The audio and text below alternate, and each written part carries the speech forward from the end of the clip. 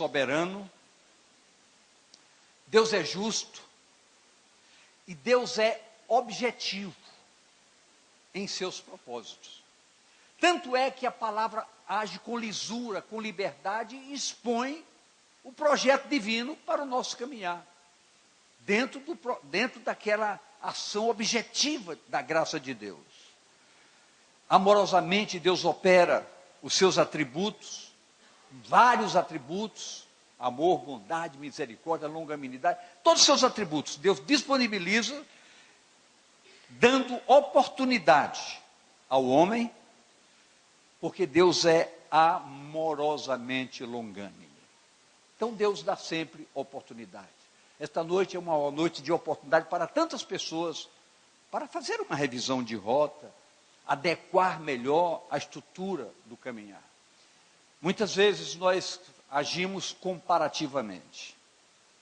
Mas olha o que diz a palavra de Deus em Lucas, capítulo 13, de 1 a 5. Lucas 13, de 1 a 5. E naquele mesmo tempo, estavam presentes ali alguns que lhe falaram dos galileus, cujo sangue Pilatos misturara com os seus sacrifícios. E respondendo Jesus, disse-lhes: cuidais vós que esses galileus foram mais pecadores do que todos os galileus por terem padecido tais coisas? Não vos digo, antes, se não vos arrependerdes, todos de igual modo perecerei. E aqueles 18, sobre os quais caiu a torre de Siloé e os matou, cuidais que foram mais culpados do que todos os outros que habitam em Jerusalém? Não vos digo, antes, se vos não arrependerdes, todos de igual modo perecereis. Jesus interpelado sobre a culpa de alguns acidentes ocorridos, Jesus foi muito objetivo e muito claro. Se cada um de nós não exercer um profundo arrependimento, uma consciência plena de como precisamos ajustar nossas vidas ao plano do reino de Deus, verdadeiramente sofreremos danos desnecessários. Então o objetivo da palavra para todos nós é que todos nós precisamos trabalhar com propósitos. Diga, eu preciso ter propósitos na minha vida. Por exemplo, foi lançado um desafio para 24 horas de orações na segunda-feira. Queridos, se alguém estabelecer propósito, não necessariamente nós estamos dizendo que você vem passar as 24 horas, mas você vai se determinar com propósito de dessas 24 horas, você passar um tempo aqui conosco. É muito importante que a igreja estabeleça propósitos, porque Deus é contemplador de propósitos.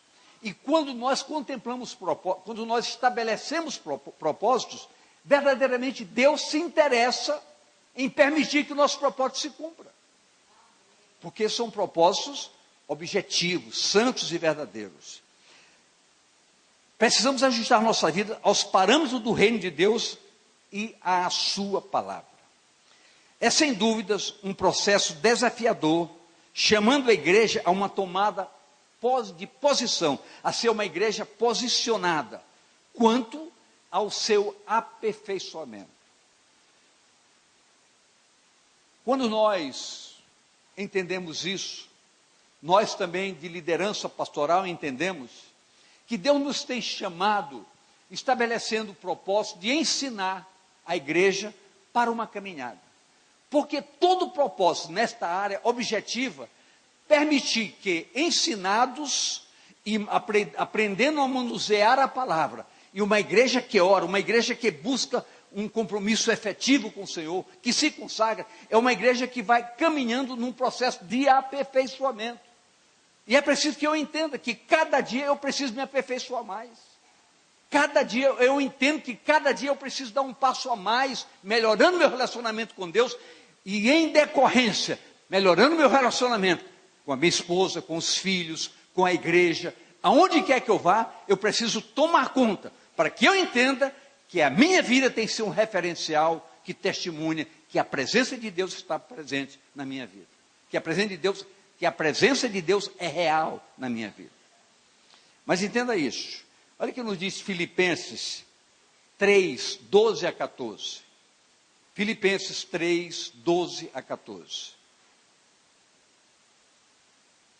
Não que já tenha alcançado o que seja perfeito, mas prossigo para alcançar aquilo para o que fui também preso por Jesus Cristo.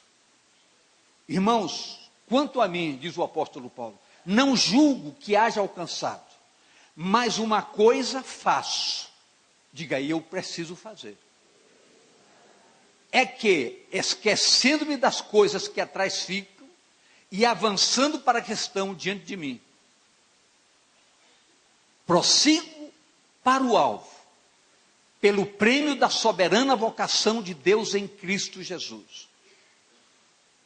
Pelo que todos quantos já somos perfeitos, sintamos isso mesmo, e se sentisse alguma coisa de outra maneira, também Deus vos revelará. E o que Paulo está mostrando é que Paulo estabeleceu um alvo, um propósito. Eu prossigo para o alvo, para o prêmio da soberana vocação de Deus em Cristo. Essa tônica, essa determinação, esse propósito, não é um chamamento específico para o apóstolo Paulo. Ele está lançando isso como um ensino através da palavra revelada, para que nós entendamos que cada dia é dia de um progresso espiritual em nossas vidas. Queridos, nós temos que tomar decisões muitas vezes que vão contrariar nossas ideias, a nossa rotina. Nós temos que quebrar a mesmice da nossa rotina, fazendo coisas especiais que vão agradar o coração de Deus, e nós vamos nos sentir bem em relação a isso. A palavra de Deus mostra que a salvação gera um sintoma muito precioso, chamado alegria. A alegria da salvação. Então nós precisamos estar alegres porque nós somos salvos em Cristo.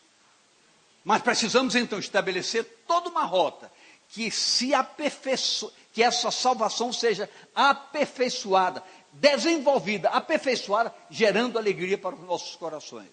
A nossa jornada precisa de ser objetiva, determinada e concreta.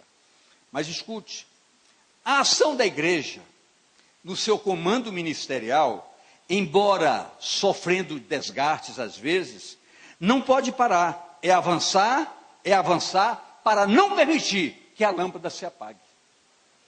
Diga, eu não posso permitir que a lâmpada se apague. O que é que eu tenho que colocar nessa lâmpada para que ela não se apague? Azeite. O azeite da unção em nossas vidas manterá a chama acesa o tempo todo. Essa igreja tem que manter essa chama acesa todo o tempo. E todos nós somos chamados a esse compromisso. Queridos, nós estamos nos prenúncios de dias extraordinários, de maravilhas que Deus vai realizar no nosso meio. Mas é preciso que nós sejamos todos preparados para isso, para não sermos surpreendidos e ficarmos de fora muitas vezes. É mostrar, quando nós falamos nos atributos divinos, eu quero ler um texto da palavra.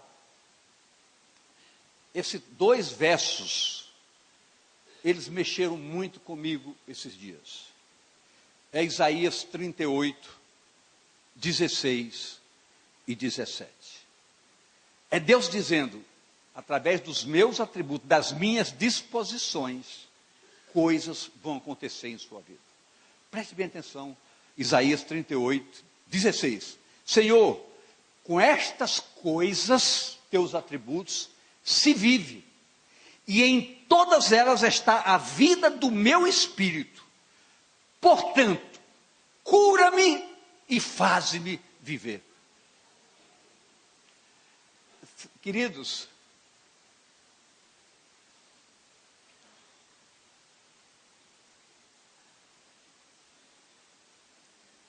isso vai lá dentro da gente. Isso diz, Senhor, eu quero vida. Eu quero vida na palavra. Eu quero vida no meu relacionamento contigo. Eu quero viver.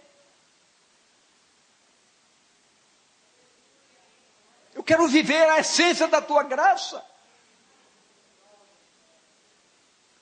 Eis que para minha paz eu estive em grande amargura. Tu, porém, Deus, tão amorosamente abraçaste a minha alma, que não caiu na cova da corrupção, porque lançaste para trás das tuas costas todos os meus pecados. Vamos dar glórias a Deus por isso, vamos dar graças a Deus por isso, pela verdade da sua palavra.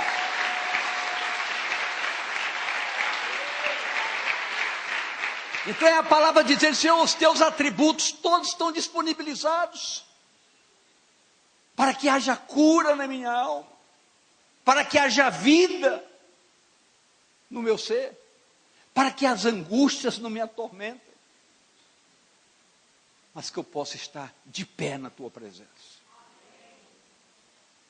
Pense dessa maneira, grave isso, risque isso, anote isso, para que saindo daqui hoje, você entenda que a palavra de Deus não veio vazia, ela vai cumprir os seus propósitos, mas vai cumprir os seus propósitos na sua vida. Você não vai sair daqui a mesma pessoa por hipótese alguma. Você vai dizer: valeu a pena eu largar tudo para estar hoje à noite aqui. Você vai intensificar o seu compromisso, você vai aperfeiçoar na santidade do seu compromisso uma dinâmica maior de participação, de cooperação, para que a palavra de Deus diz que nós somos cooperadores de Deus. Então você vai dizer que a minha cooperação tem resposta e tem um prêmio. Poder entender, através da palavra, que a Bíblia é um fundamento extraordinário de ensino para todos nós. Em Lucas 13, de 6 a 9, diz o seguinte: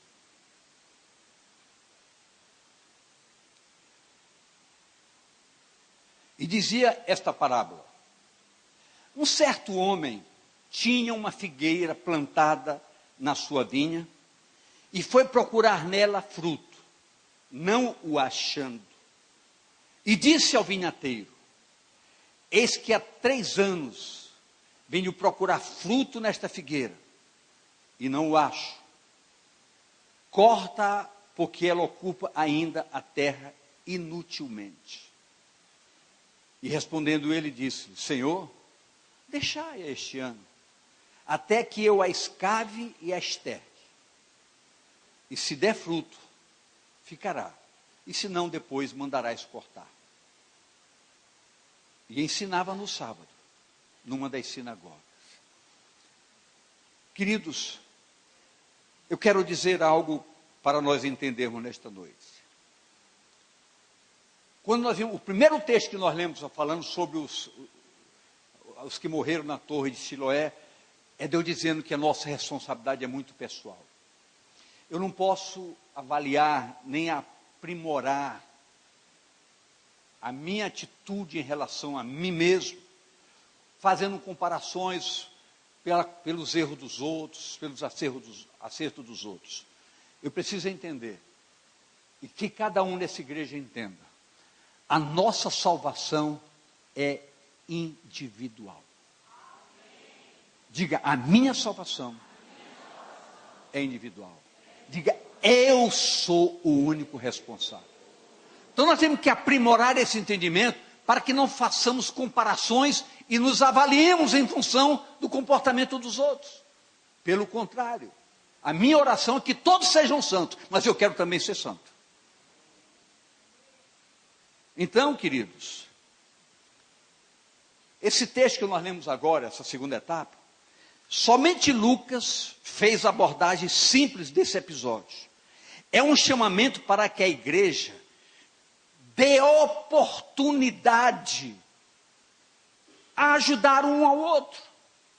Eu queria perguntar algo para você. Você sabe quem está sentado do seu lado nessa hora? Pode ser sua esposa, seu marido, mas pode ser uma pessoa que você nunca viu. Quem sabe que essa pessoa do seu lado não precisa de uma ajuda sua agora? Quem sabe, se você não é agente de Deus para dizer: ainda há oportunidade e chance para você. Oportunidade para as células, mais do que nunca, nós vamos entender que as células serão agentes extraordinariamente vivos, para que nós possamos dar oportunidade às pessoas, que essas pessoas muitas vezes já até estão sendo descartadas pelo próprio Senhor Deus, pela sua vida, pelo seu comportamento, pela sua vida de pecado, mas o Senhor diz: Senhor, por favor, dê uma chance, é meu irmão, é meu vizinho, dê uma chance, quem sabe se eu colocar um enxertozinho, eu posso ajudar. Agora eu quero dizer para você, você jamais vai ajudar alguém se você não se ajuda. Se você não se ajuda, você não olha para você e entenda que você precisa ser diferente, ser um homem, ser uma mulher compromissada com Deus, um homem que ora, uma mulher que ora, uma mulher que chora na presença do Senhor, que se deleita na presença do Senhor. Deus não desprezará nenhuma contrição da sua igreja. Eu posso ouvir amém? Deus não despreza.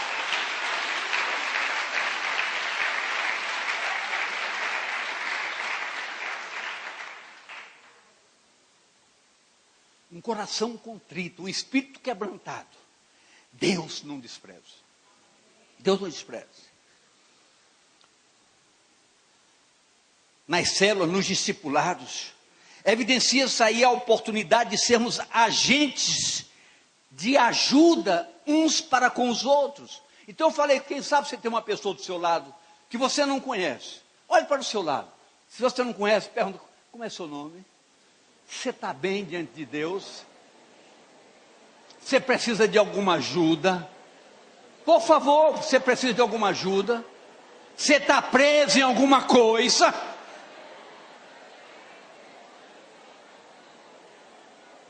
Sabe o que a Bíblia diz, querido? Um ao outro ajudou, e ao seu companheiro disse: esforça-te, tem bom ânimo. Então nós temos que ser uma igreja viva. Temos que ser uma igreja o quê? Desperte então. Queridos, é tempo de nós crescermos. É um despertamento. Quem sabe você não aparece há não sei quanto tempo, você some. Não vá assumir mais, por favor. Assuma uma postura de quem é compromissado com a verdade.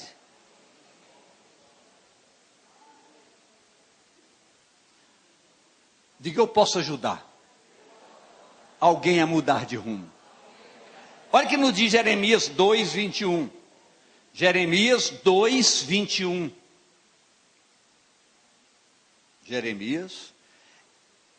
Olha aí, olha. Eu mesmo te plantei como vide excelente, uma semente inteiramente fiel. Como, pois, te tornaste para mim uma planta degenerada, de vida estranha? Como? Essa é a palavra do Senhor. Deus nos criou a sua imagem, a sua semelhança. Por que mudamos isso? Então nós podemos ajudar. Nós podemos ajudar. Queridos, como nunca, as células são agentes extremamente preciosos para nós ajudarmos muitas vidas. Muitas vidas. Atentemos para isso. Lucas 3, 10 e 11.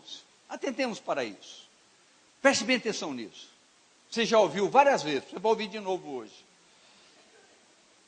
E a multidão, não, Lucas 13, 10 e 11.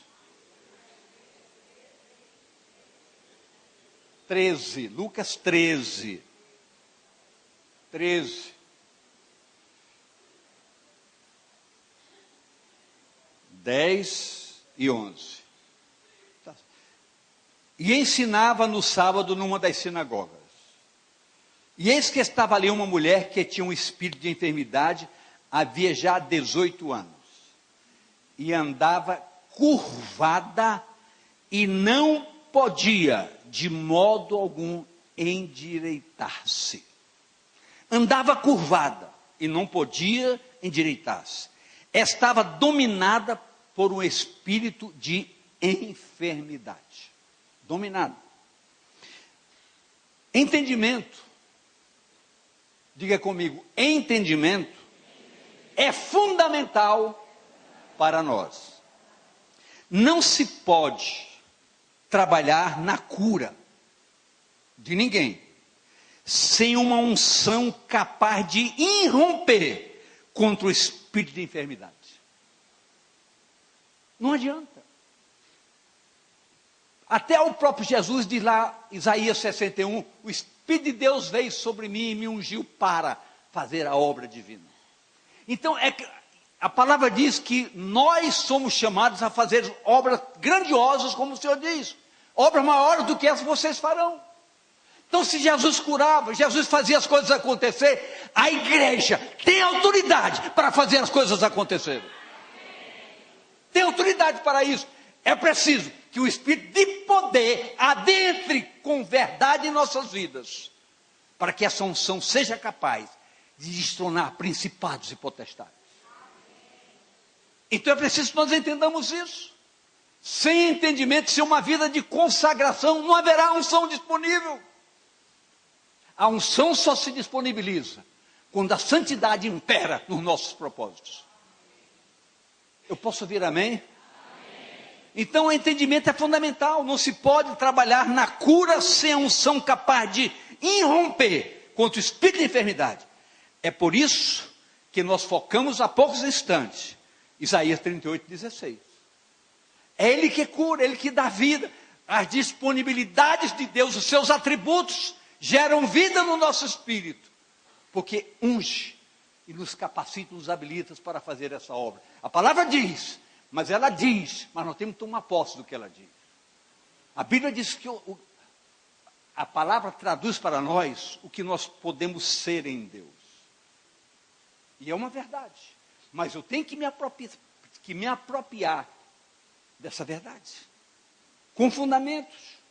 O nosso espírito carece das disposições de Deus, dos atributos de Deus, pois por eles vivem os homens, disse o texto que nós lemos há poucos instantes. É a ação poderosa do Espírito Santo, presente em nossas vidas, que irrompem contra os espíritos maus. Essa dotação é imprescindível e gera a vida abundante de Deus na igreja. Diga à pessoa do seu lado, você precisa, rigorosamente, de uma unção sobrenatural, para irromper contra todas as hortes do mal, para que a sua vida seja um reflexo do poder operativo da graça de Deus na sua vida.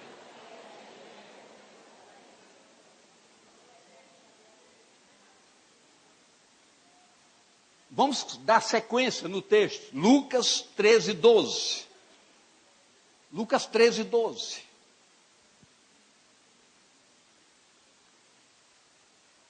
E vendo Jesus, chamou-a a si e disse, mulher, estás livre da tua enfermidade. Aquela mulher havia 18 anos aprisionada. Eu quero dizer algo para você. É a situação de muitas pessoas lá fora.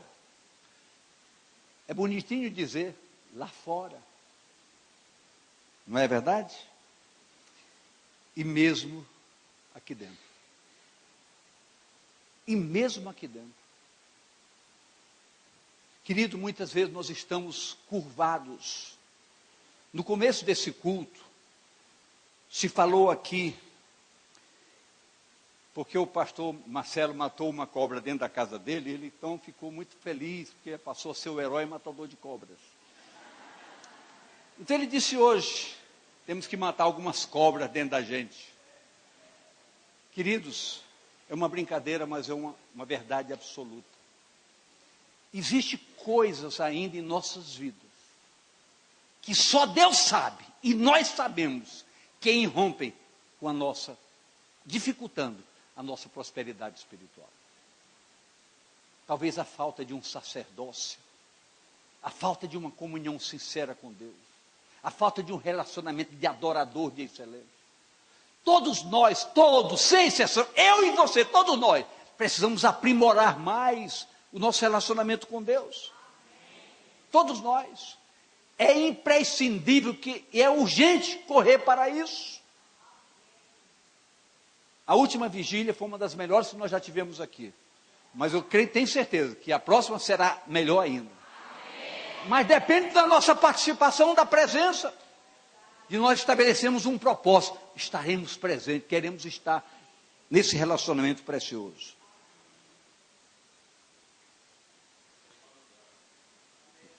Arranja-se. São pessoas curvadas sobre os problemas. Pessoas só falam em problema. Só falam em problema. Quem fala em problema não pode falar no Senhor Deus, porque Deus é solução, não é problema. Então a igreja tem que adorar o Senhor da solução. Eu quero dizer para você que anda encurvado há 18 anos.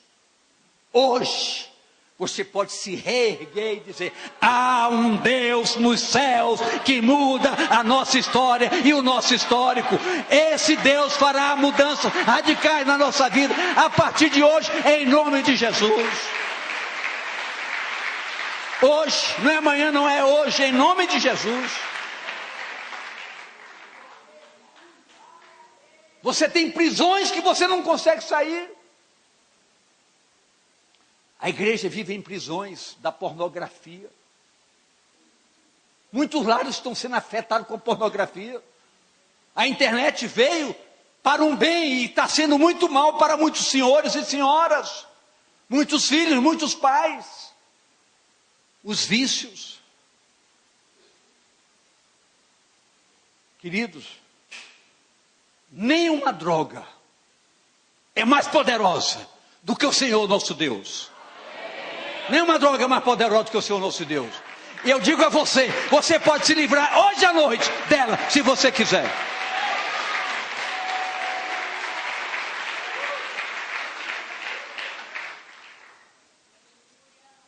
Diga: Deus é bom. Vendo aquela mulher, Jesus chamou e disse: mulher, estás livre da tua enfermidade. Uma palavra de autoridade.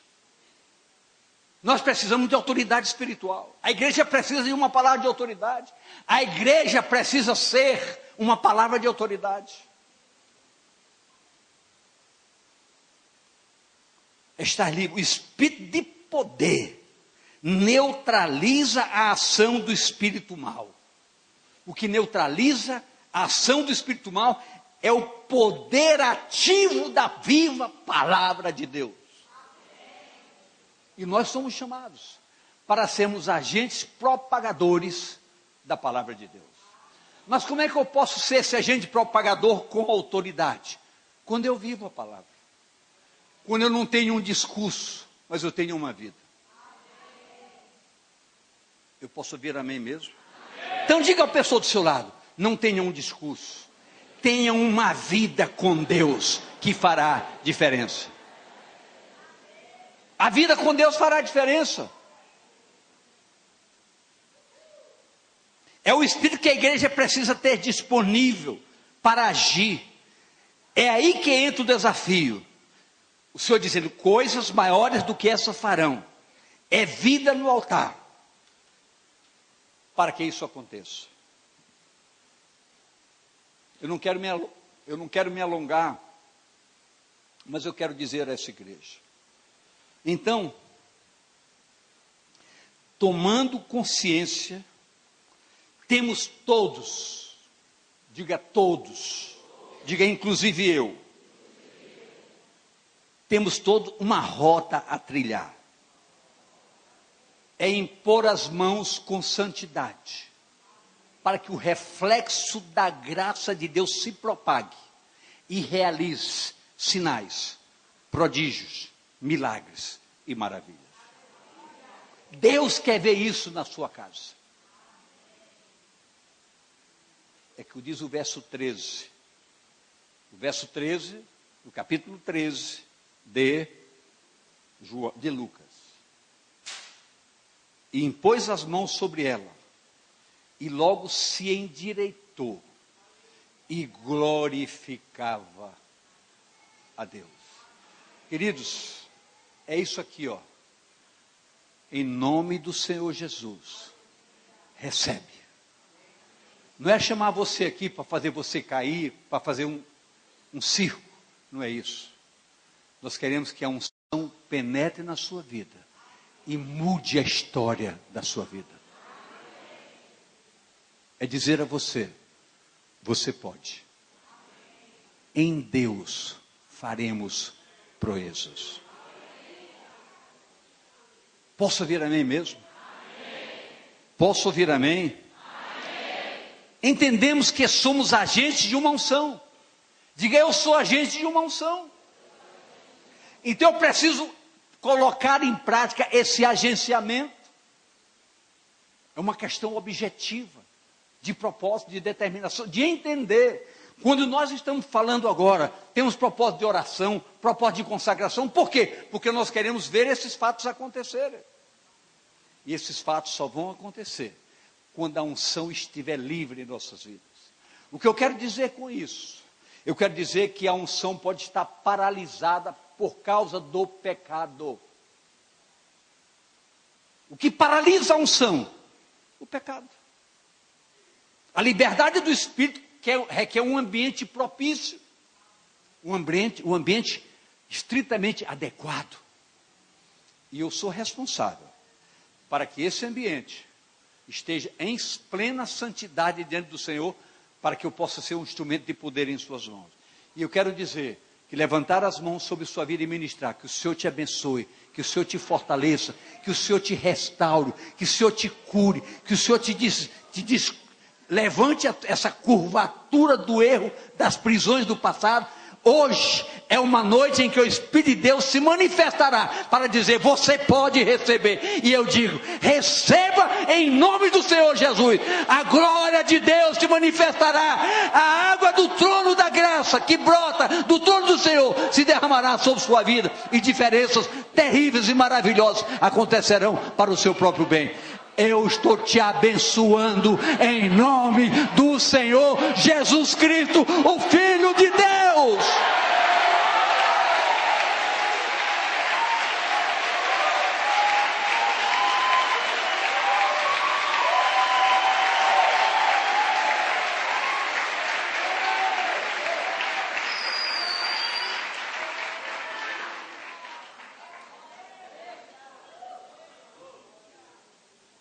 É prazeroso,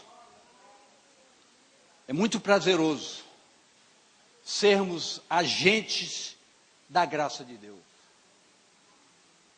Não tem coisa melhor você saber que Deus pode lhe usar, e você vendo pessoas recebendo e usufruindo deliciosamente de uma unção gerada para a vida abundante.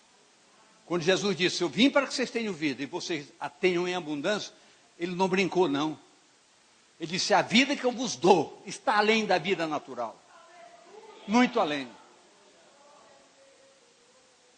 Amém, queridos? Então, para nós encerrarmos, por hoje,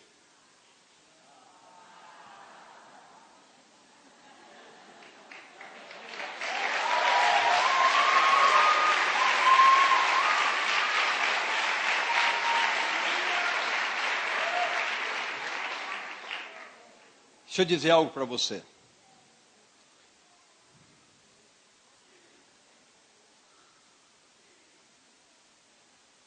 Esse púlpito, dele e nele, só uma pessoa recebe a glória, honra e louvor. O Senhor é nosso Deus.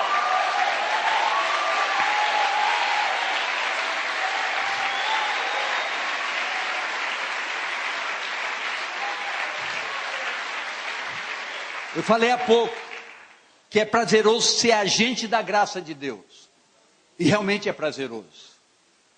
Mas com dignidade de entender que a obra, quem faz é Ele. Ser agente é ser um porta-voz da sua palavra e autoridade no Espírito para propagar a sua obra, a obra redentora que traz no seu bojo essências mais de cura, de libertação. E eu creio uma coisa, há pessoas curadas nessa noite aqui. Há pessoas curadas nesta noite aqui.